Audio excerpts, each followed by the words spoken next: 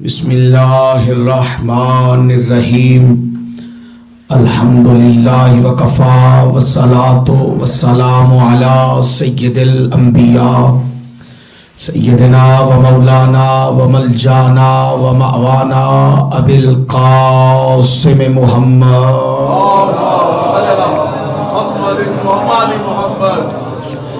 अल मुस्तफ़ा व अला आलिही व औलादिही उलिस सिद्क़ि वस्सफ़ा वल वफ़ा अल्लज़ीना अज़हबल्लाहु अन्हुमुर रिज्सा व तहरहुम तत्हीरा।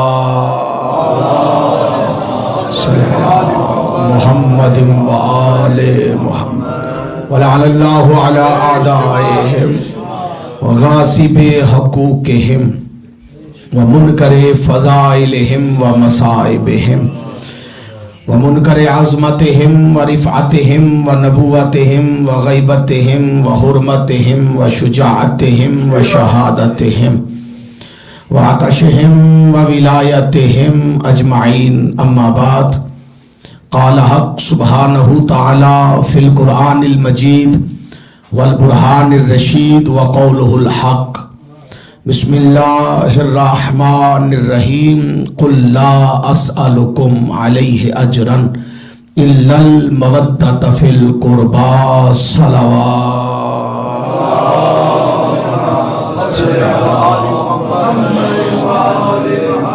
सलवात एक ही पढ़ दें और मिल के सारे पढ़ दें जरा जी।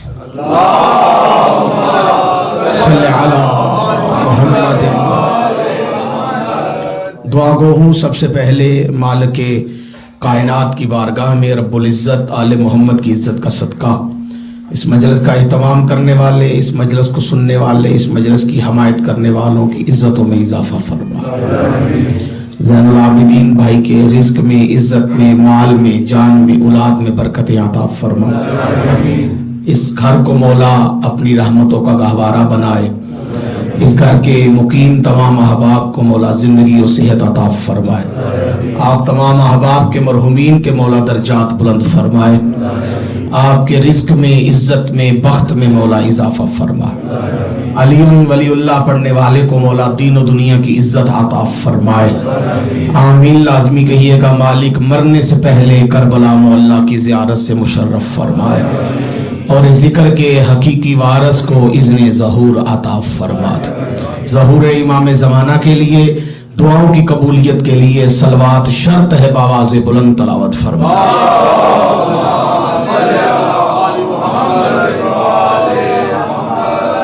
इजाज़त है जी, गुफ्तगू शुरू की जाए।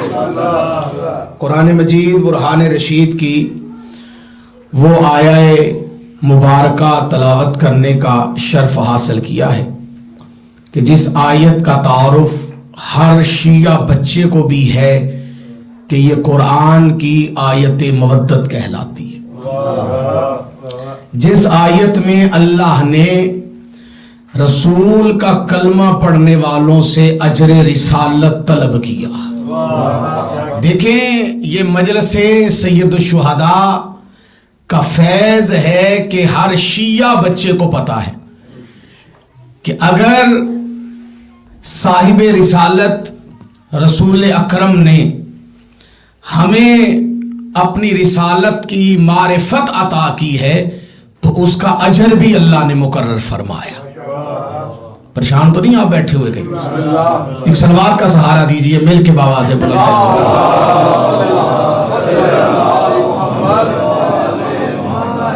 तो रिसालत का अजर अल्लाह ने रसूल के उम्मतियों पे जो वाजिब करार दिया है, और वो वाजिब अजरे रिसालत है मवद्दते कुर्बा, कि जो रसूल के करीबी हैं उनसे मवद्दत करो।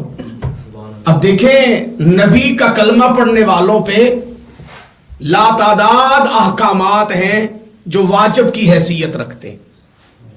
नमाज भी वाजिब है, रोजा भी वाजिब है, साहिबे इस्ताअत पे हज भी वाजिब है, साहिबे निसाब पे ज़कात भी वाजिब है।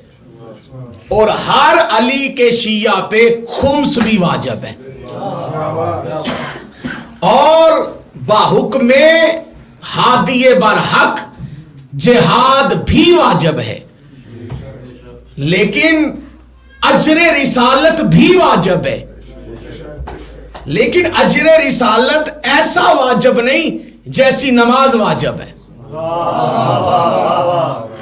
तवज्जो चाहता हूं मैं किबला, अजरे रिसालत ऐसा वाजिब नहीं जैसा रोजा वाजिब है, अजरे रिसालत ऐसा वाजिब नहीं जैसा हज वाजिब है, अजरे रिसालत ऐसा वाजिब नहीं जैसे ज़कात वाजिब है। दूसरी चीजों के वाजिब होने में और अजरे रिसालत के वाजिब होने में जमीन और आसमान का फर्क है। मैं आज किस मजलिस में कोशिश करूंगा कि अपने सुनने वालों के गोश गुजार दो चीजें कर सकूं। पहली चीज कि ये जो रिसालत का अजर है ये वाजिब है तो कैसा वाजिब है, और दूसरी बात मैं अपने सुनने वालों के गोश गुजार ये करना चाहता हूं कि ये अजर रिसालत जो मवद्दत फिल कुर्बा है, ये मवद्दत क्या है? सलवात पढ़िए जरा ऊंची आवाज के साथ।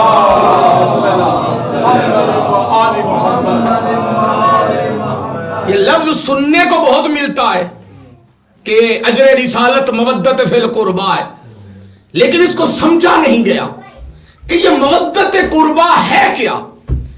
पहले नंबर पे चीजें दो हैं, एक है मवद्दत और वो करनी है कुर्बा से।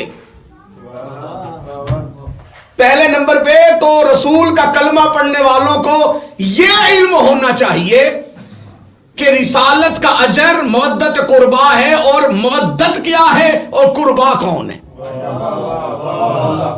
क्योंकि जब तक कुर्बा का पता नहीं तब तक उनसे मवद्दत नहीं की, और जब तक मवद्दत का पता नहीं तब तक आपने अजर रिसालत अदा नहीं किया।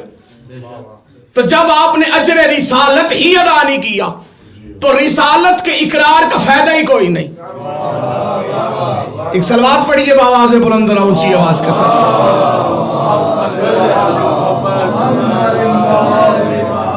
शिया सुन्नी मुहिब्बान अहले बैत इस बात पर शाहिद हैं, और हर मसलक के आलिम ने यह बात अपनी किताब में लिखी कि अजर रिसालत सिवाय इसके और कुछ नहीं करार पाया। क्या करार पाया कि रसूलुल्लाह को अल्लाह ने हुक्म दे दिया कि मेरा महबूब इन कलमा पढ़ने वालों से कह दे कि अगर ये तुझे अजर रिसालत देना चाहते हैं तो रिसालत का अजर मवद्दत फिल कुर्बा है। ये अब वाजिब है हर उस बंदे पर जिसने रसूलुल्लाह की रिसालत का इकरार किया। मैं जुमला भी पढ़ूंगा, बंदों के चेहरे भी पढ़ूंगा।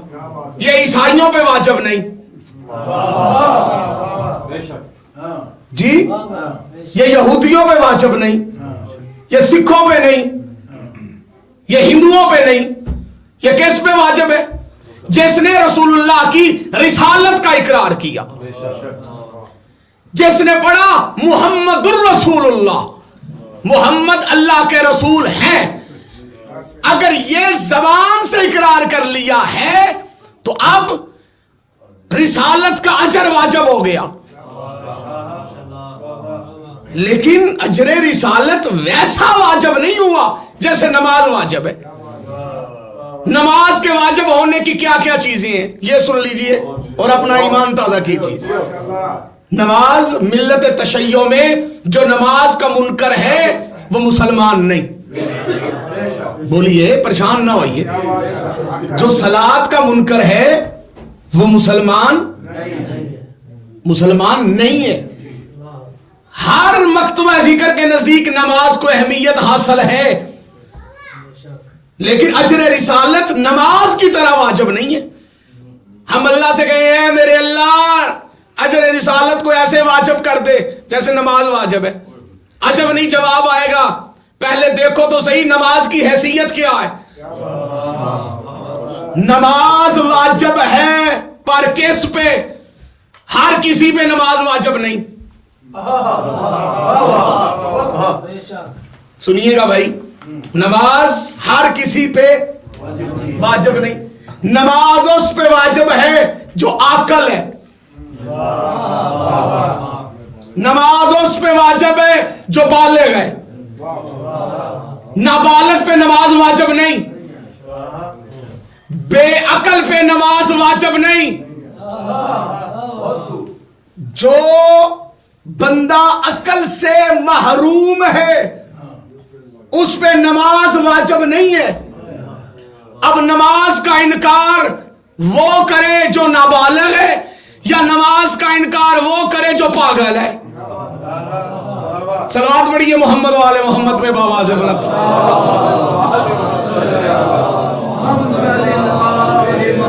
बड़ी घबरा के आप सलवात पढ़ रहे हैं, मौला खैर फरमाएं जी।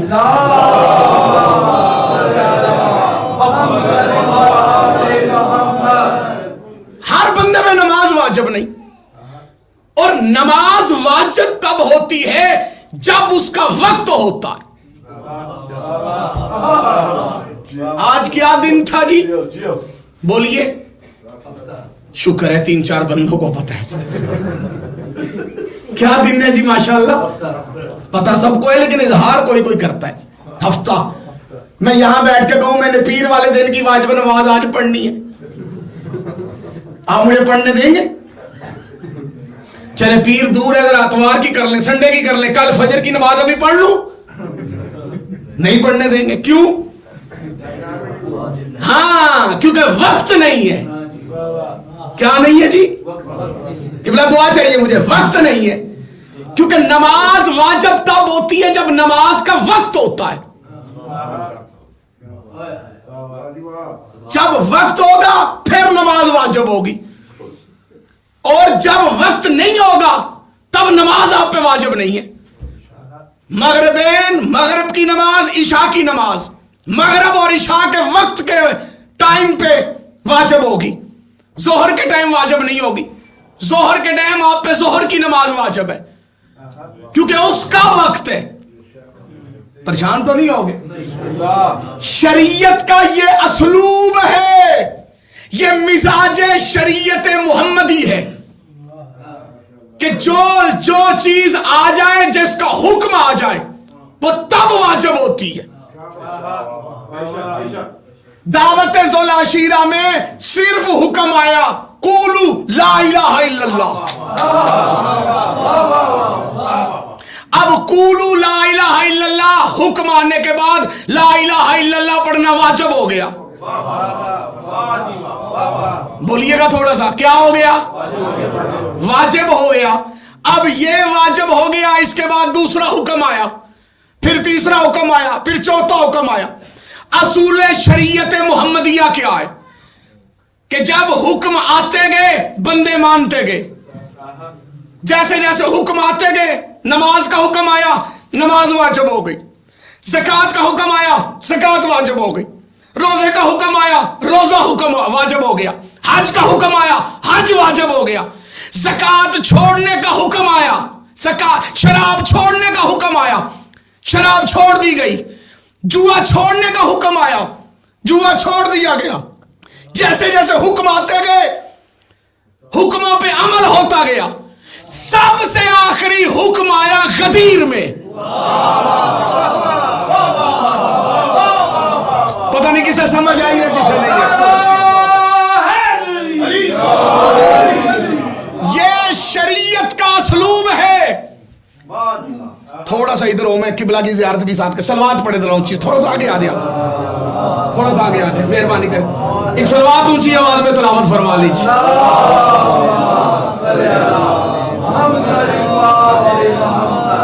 सलवात यहां ऐसी पढ़ी जाती जैसे आप पढ़ रहे हैं।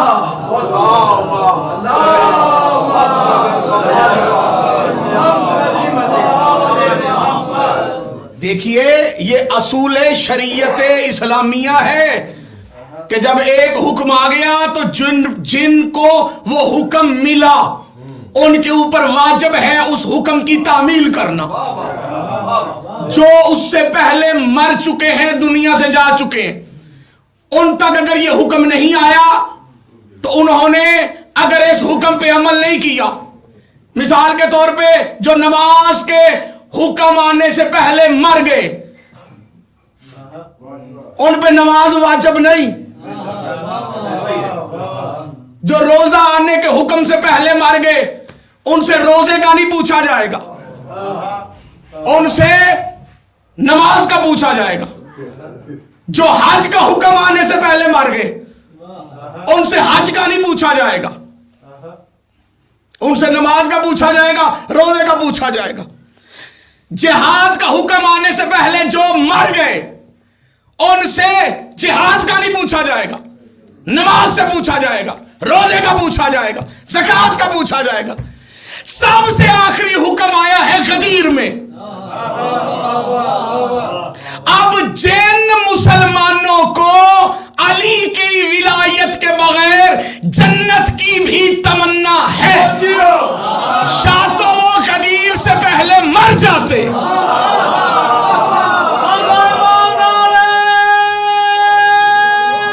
सारे मिलकर बोलेंगे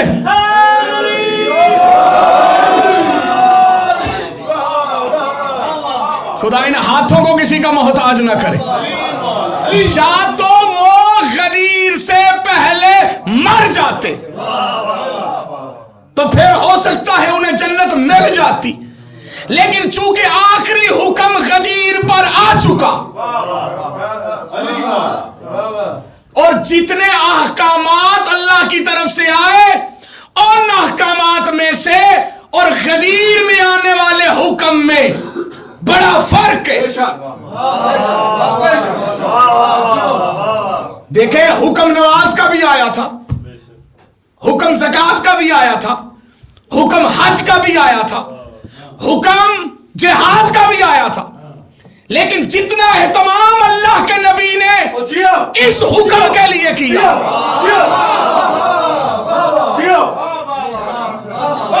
भाई हुक्म और भी आए, लेकिन जो हुक्म गदीर में आया वो हुक्म इतना बड़ा था कि चलते हुए रसूल के कदम रुक गए। सारा हलाएं जो बंदे खामोश होकर बैठे हैं जी। जबान हरकत में आए तो रिस्क में बरकत का इजाफा है। एक सलावत पढ़िए मोहम्मद वाले मोहम्मद पे बावाज़ बुलंद।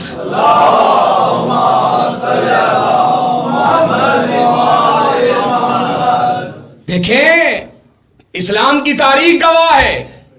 नमाज का हुक्म आया, नबी ने नमाज बताई, क्या की? बताई, पढ़ के दिखाई।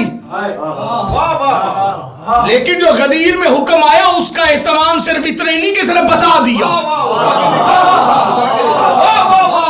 और दिखा दिया। इसकी वजह से उनके मोमिन ठहरेगा, मुनाफिक जलेगा। दूसरे आने वाले हुक्म पहचानने में, पहुंचाने में और गदीर में आने वाले हुक्म पहुंचाने में फर्क क्यों आ गया? फर्क इसलिए आया कि दूसरे हुक्म सिर्फ हुक्म बन के आते थे। जो हुक्म गदीर में आया वो इतना सख्त था कि वो मशरूत था, अगर ये ना किया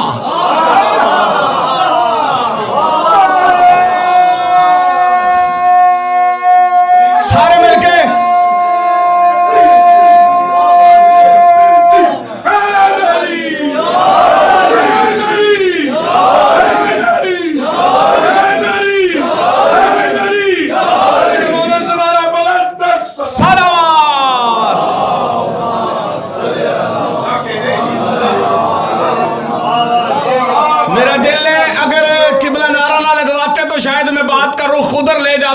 जिधर से मैंने शुरू की थी, लेकिन इनके नारे की हिम्मत की वजह से मेरा दिल है कि मैं यहां कुरान की आयत का सहारा ले लूं। जो नहीं बोल सके वो भी बोल पड़े। बिस्मिल्लाहिर्रहमानिर्रहीम। या अय्युहर रसूल बल्लिग मा उनज़िला इलैका मिन रब्बिक। ए मेरे रसूल, तबलीग कर। तर्जमा सुनिए, तर्जमा क्या है? बल्लेग। मैंने जानबूझ के बल्लेग का मैंने किया है तबलीग कर। तर्जमा बनता यही है, लेकिन बल्लेग का मैंने है पहुंचा दे, और तबलीग करने का मतलब भी होता है पहुंचा देना। पूरे कुरान में बाय बिस्मिल्लाह से लेके सीने वन्नास तक लफ्ज़ बल्लिग एक मर्तबा आया है, और वो आया है अली की विलायत के लिए।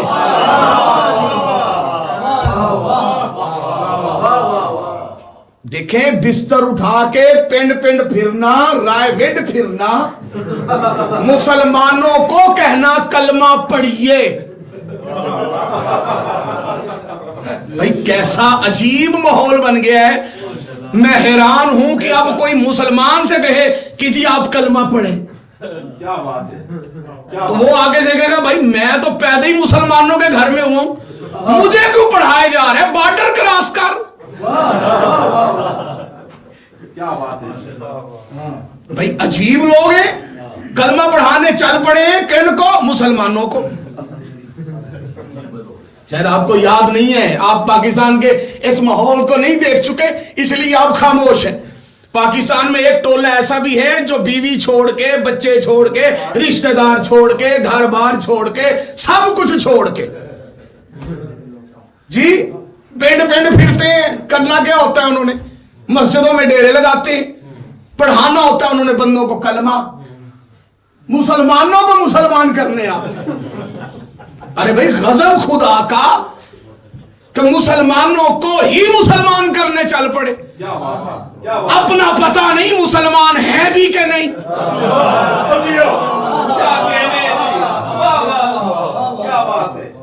मेरा टाकरा हो गया एक ऐसे ही काफले से। आप परेशान तो नहीं है? सलवात पढ़िए जरा एक मर्तबा।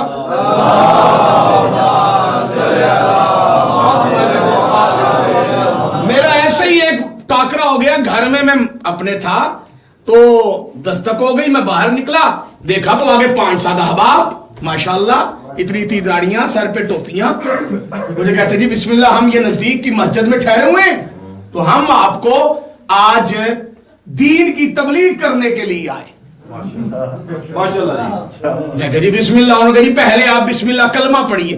मैंने कहा भाई इस तरह नहीं कहते, इस तरह किसी गैर मुस्लिम को कहा जाता है कि कलमा पढ़िए।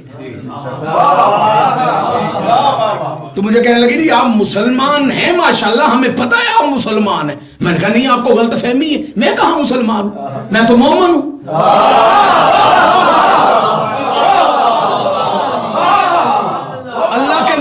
अल्लाह के नबी तो हमें मुसलमान बनाने आए ही नहीं थे, वो तो हमें मोमिन बनाने के लिए आए थे। अब मोमिनों को फिर मुसलमान बनाने आ गए हैं। भाई मेरा चैलेंज है, कोई मौलवी मुफ्ती कोई आलम कोई बताए कि अल्लाह के नबी किसी को मुसलमान बनाने आए थे। अल्लाह के नबी तो मोमिन बनाने आए थे। बंदे मुसलमान बनने के चक्कर में, अल्लाह इन्हें मोमिन बनाने के चक्करों में है। रसूल की मेहनत जाया किए दे रहे हैं। और मैंने कहा भाई हम मोमिन हैं, मुसलमान नहीं है, चल अपना काम कर।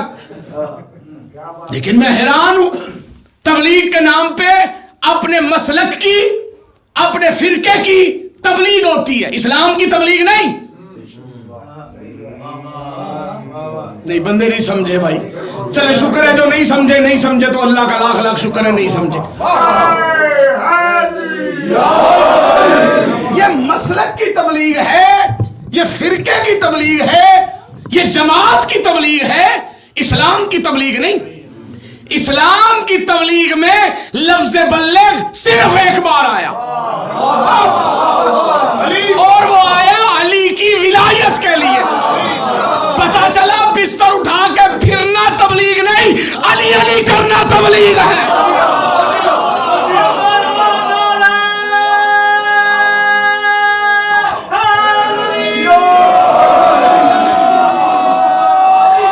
सलवात पढ़े मोहम्मद वाले मोहम्मद पे आवाज़ बुलंद।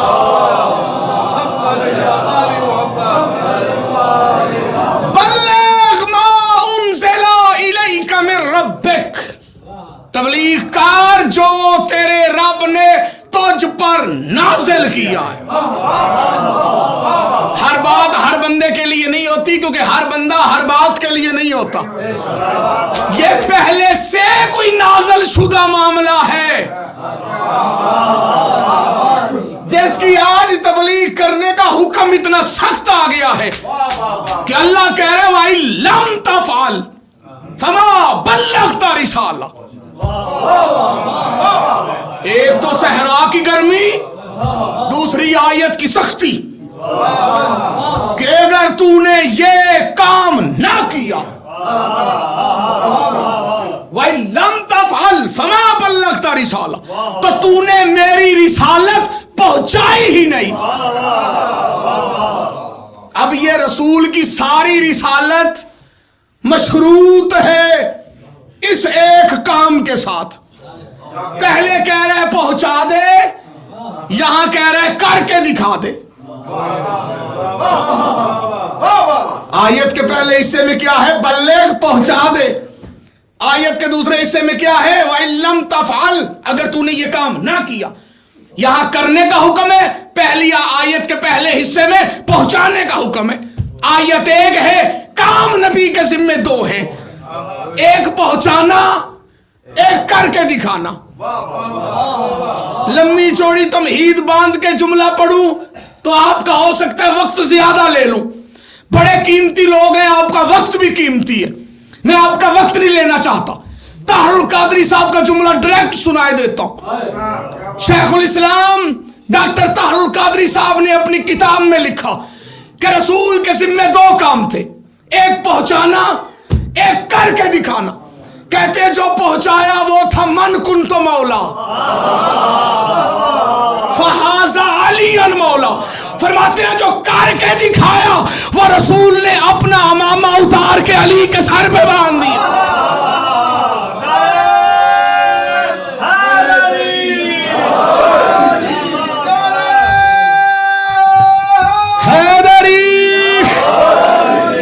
इतनी ही बुलंद सलवात पड़े मोहम्मद वाले मोहम्मद पे आवाज बढ़ती।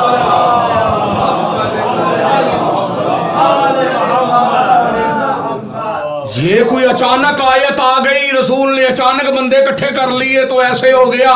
नहीं, बड़ा वक्त लगा है गदीर तक लाने के लिए। जुमला दे दूं अगर आप सुनना पसंद फरमाएं। आपकी खामोश समातों की नजर में कायनात का कीमती तरीन जुमला देने लगा हूं। इधर आयत का आना था, इधर रसूल के चलते हुए कदम रुके। अल्लाह के नबी ने सहाबा किराम की ड्यूटी लगा दी, कहा जो आगे गए उन्हें वापस बुलाओ, जो पीछे रह गए उन्हें साथ मिलाओ। अब इतना बड़ा इज्तिमा रसूल क्यों बना रहे हैं? नमाज बताई थी लेकिन इस तरह नहीं बताई जैसे अली बताया। जी, रोजा बताया था पर इस तरह नहीं बताया जैसे अली की विलायत बताई। हज बताया था पर ऐसे नहीं बताया जैसे अली की विलायत बताई थी। इसीलिए इन तमाम अहकामात से सबसे बड़ा हुक्म है अली की विलायत। जियो, जियो, जियो, जियो। अगर ये नहीं तो अमल है ही कोई नहीं। जियो, जियो।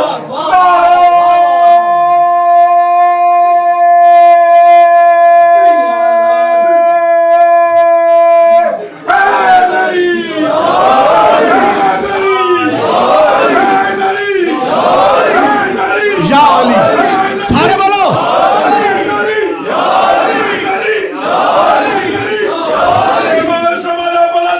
सलावत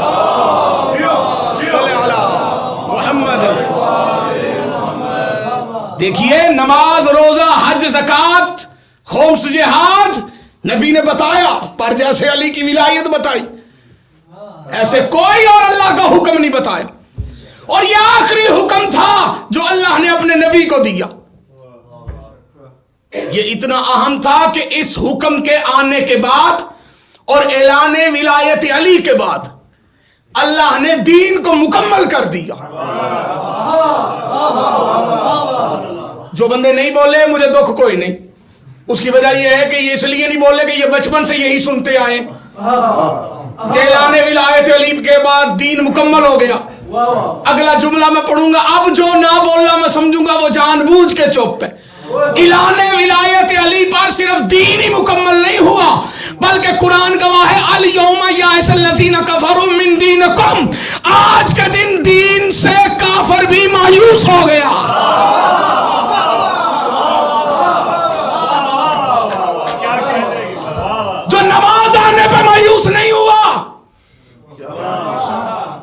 जो रोजे पे, हज पे, ज़कात पे मायूस नहीं हुआ, बदर में शिकस्त खाई काफर ने, मायूस नहीं हुआ, ओहद में मार खाई, मायूस नहीं हुआ, क्या बात है जी, खंदक से भागा, मायूस नहीं हुआ। तो चुप करके बैठे हो, मक्का फतह हो गया, मायूस नहीं हुआ। काबे के इर्द गिर्द रखे हुए 360 बुत टूट गए, काफर मायूस नहीं हुआ। ये मायूस किस बात में हुआ? मायूस हुआ है ऐलाने विलायत अली पे। कुरान में अल्लाह ने आयत रख के हमें बता दिया कि काफरों का मिजाज समझ लो, जब भी इन्हें मायूस करना हो इनके सामने विलायत अली का जिक्र।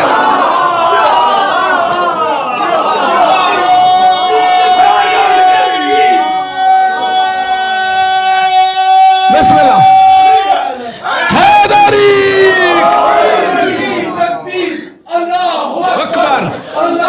अकबर मोहम्मद हादी अली रहबर बर मुनाफिकी बर मुकस्सरी बर दुश्मन विलायत अली, अली अली हदत मदद या हुसैन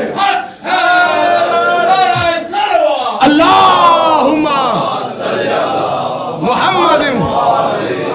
नहीं, सलवात कोशिश करें इससे बुलंद तर तलावत फरमाए मोहम्मद वाले मोहम्मद पे।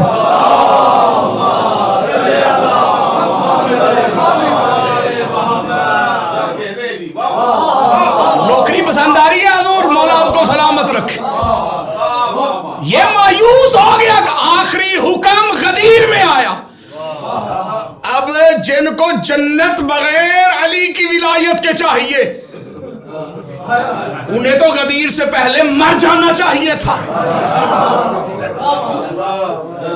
क्यों भाई, जो बंदे खामोश होके बैठे, उन्हें तो गदीर से पहले। अब नमाज ऐसा वाजिब नहीं, नमाज तब वाजिब है जब नमाज का वक्त है। जी मालिक आपको देखे, मवद्दत के वाजिब होने में और नमाज के वाजिब होने में फर्क है। इधर आपने नमाज शुरू की, अल्लाह अकबर, परेशान तो नहीं हो गए? इधर आपने नमाज शुरू की, जैसे ही आपने नमाज शुरू की, पहली रकात अलहम्द पढ़ी, सूरा पढ़ा, रकू किया, सजदा किया, दूसरी रकत के लिए उठ के खड़े हुए और अलहम्द आपने शुरू कर दी, और इधर से आपके कानों में आवाज आई, मुझे बचाओ। क्या बात है, क्या बात। अब जो वाजिब था वो वाजिब मुअत्तल हो गया। अब जो कह रहा है ना मुझे बचाओ, डूब रहा है पानी में, उसको बचाना वाजिब है। यानी एक वाजिब के आने पे दूसरा वाजिब मुअत्तल। भाई फैसला करो, मैंने क्या पढ़ना है, तुमने क्या सुनना है, वरना जो मैं पढ़ रहा हूं उस पे तुम्हें बोलना पड़ेगा। अपनी अकीदत और मोहब्बत का इजहार करना पड़ेगा। मुसलमानों, तुम अब तक नहीं समझे कि नमाज वो वाजिब है कि जान बचाने के लिए जिस वाजिब को छोड़ा जाए उसे नमाज कहते हैं, और जिस के लिए अपनी जान कुर्बान की जाए उसे मुअद्दत अहले बैत कहते हैं।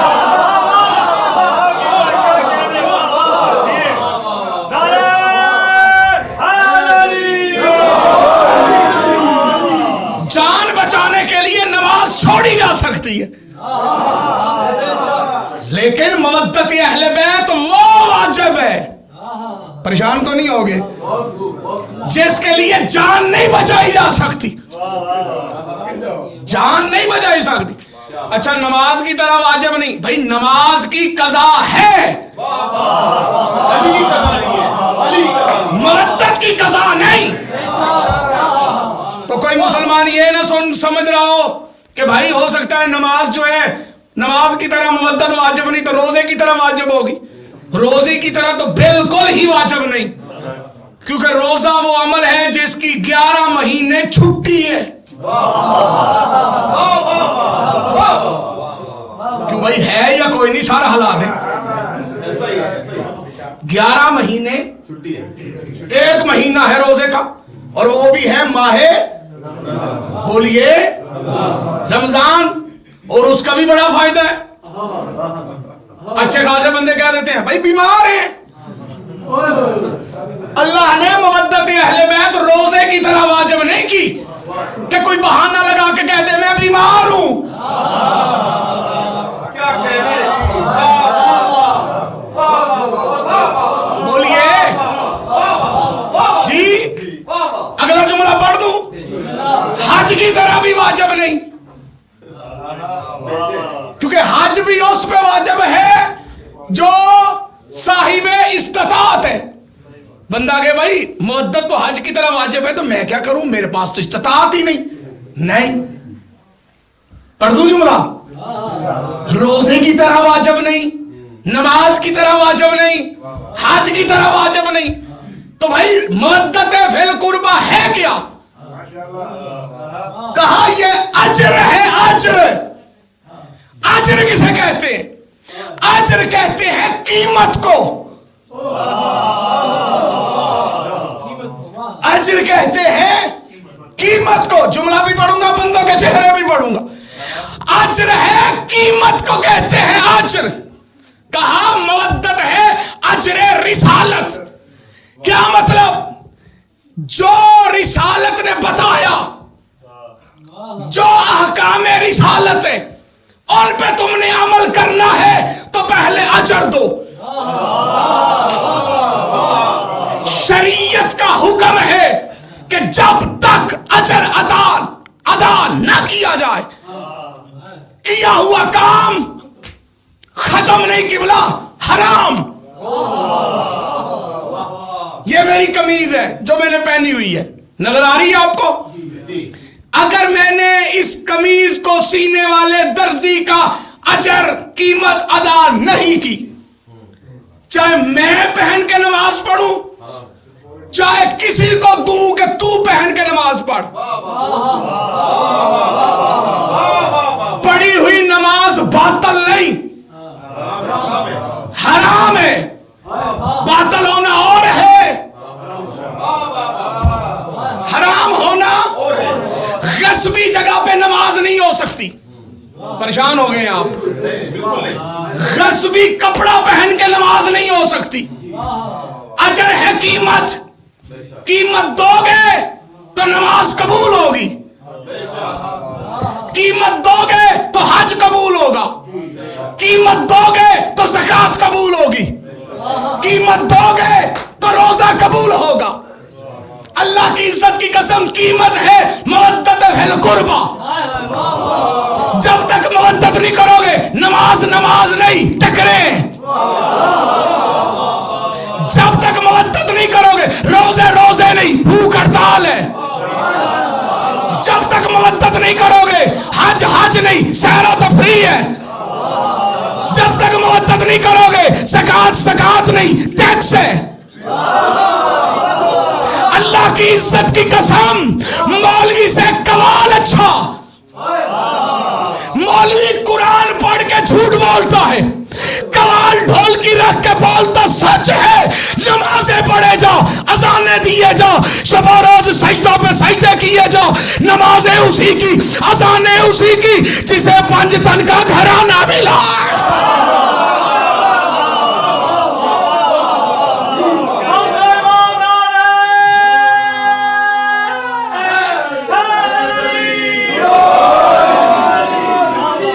सलवात पढ़िए मोहम्मद वाले मोहम्मद पे बाबा से बुलंद एक मरतबा।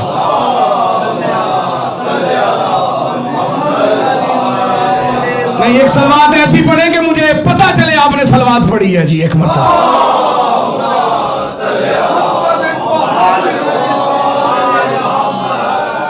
जब तक अजर नहीं दोगे, इबादत कबूल नहीं। जाहिद तेरी नमाज को हमारा सलाम है, बगैर हुब्बे अहले बैत इबादत हराम है। ये क्यों कहा गया? इसलिए कहा गया कि जब तक मवद्दत फिल कुर्बा। अब एक सलवात पढ़ लीजिए बावाज़ बुलंद।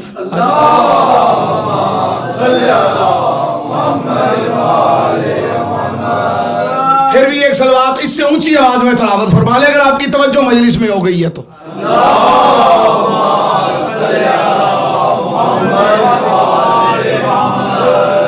अब ये अजर रिसालत है मवद्दत फिल कुर्बा।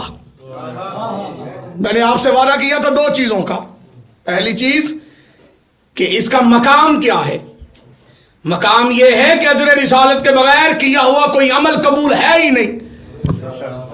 और अजर रिसालत क्या करार पाया? मवद्दत। बोलिए क्या है? ऊंची बोलिएगा जरा। किनसे करनी है? ये खतरनाक मोड़ है तकरीर का। यहीं पे आके मुल्ला फंसाता है लोगों को। किनसे करनी है? कुर्बा से। हमने कहा कुर्बा से मुराद अहले बैत, हमसे मुराद शियों ने कहा। शियों के ज़हन में मौलवियों ने कहा जी नहीं, कुर्बा से मुराद जो जो नबी के करीबी हैं। हमने कहा बताइए नबी का करीबी कौन है? अच्छी बात। हमने पूछा बताइए नबी के करीबी कौन है? उन्होंने कहा वो भी हैं और वो भी हैं और फिर वो भी हैं और वो भी हैं। मैंने कहा अच्छा अहले बैत करीबी नहीं? उनका नहीं, जितने सहाबी करीब है ना इतने अहले बैत करीब नहीं। देखें दुश्मनी हैदरे कर्रार में बंदों ने क्या कुछ नहीं घड़ा।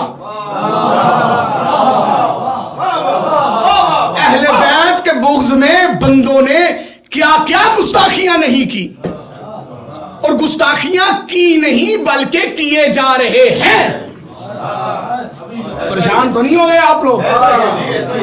पिछले दिनों रावलपिंडी का एक बदतमीज मौलवी, खुदा उस पे लानत करे, मैं उसका नाम लेके बात करता हूं, मेरी जूती भी किसी से नहीं डरती। मौलवी उमर फैज उसका नाम है, हालांकि उमर बेफैज है। उमर फैज नहीं है ये उमर बेफैज है, जिसने इतनी बड़ी तौहीन कर दी। और क्या कहा उसने कि जी सहाबी गुमराह नहीं हो सकता, आल गुमराह हो सकती है। अस्तगफिरुल्लाह, खुदा लानत करे ऐसे लोगों पे। फिर उसकी हमायत में एक और बोल पड़ा, उसने कहा नहीं जी ये नारा लगाना चाहिए कि सहाबी कभी गुमराह नहीं हो सकता। भाई जाहिल हैं, पढ़े लिखे जाहिल। हालांकि ये अपनी बुखारी पढ़ लेते तो इनका बुखार उतर जाना था। ये जो बुग़्ज़े अली का बुखार चढ़ गया, ये बुखार उतर सकता था अगर आप परेशान हो गए। पढ़ मैं रहा हूं, परेशान आप हुए जा रहे। भाई इन बातों पे गोली लगनी है तो मुझे लगनी है, आप क्यों घबराए बैठे? सलवात पढ़िए मोहम्मद वाले मोहम्मद पे एक मरतबा।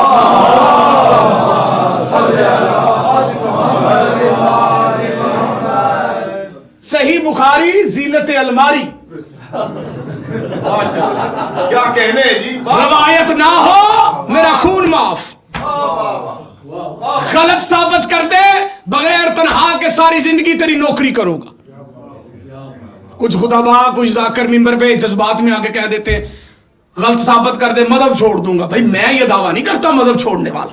बहुत खूब, वाह वाह वाह। अगे छड़ के आया मैं, हुण छड़ के किथे जाना? भाई अगर मेरी बात गलत साबित हो गई तो मेरी गलती है, मेरे मजहब की नहीं। ज़ैनुल आबिदीन मुझे देखिएगा प्लीज जी। भाई अगर कोई मेरी बात गलत साबित हो गई तो ये मेरी गलती है, ऐसा ही है। मेरे मजहब की तो नहीं। मैं ये कभी नहीं कहूंगा मजहब छोड़ दूंगा। क्यों छोड़ूं भाई मजहब? सच्चों के मजहब को मैं क्यों छोड़ूं? नौकरी तेरी बगैर तनहा के सारी जिंदगी करूंगा। तेरी अपनी किताब गवाह है कि बरोज़े माशर बुखारी शरीफ की हदीस का मफहूम